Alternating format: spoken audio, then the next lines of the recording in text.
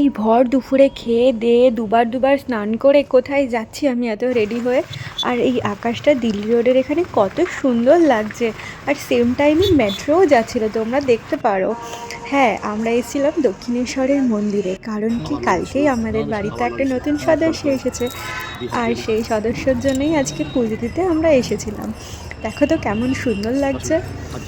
আর এই ঠাকুরমশাই এত সুন্দর করে মন্ত্র পড়ছিলেন যে খুশি হয়ে আমরা একটু বেশি ওনাকে দিলাম। তো তোমরাও চাইলে এনার কাছ থেকে পুজো করাতে পারো। খুবই সুন্দরভাবে মন্ত্র পড়ে পড়ে অনেকক্ষণ ধরে উনি পুজো করেন। খুবই ভালো লেগেছে ওনার পুজো দেখার ধরন দেখে আমাদের। তারপরে একটা জায়গায় গেছি, কোথায় গেছি সেটা জানতে হলে অবশ্যই কিন্তু পরের ভিডিওটা দেখো। আর জীবনে প্রথমবার গেছি, ওখানে গিয়ে ভীষণ আলাদা একটা এক্সপিরিয়েন্স হয়েছে আমার। এবার থেকে অবশ্যই যাব সেখানে আবার বারবার করে।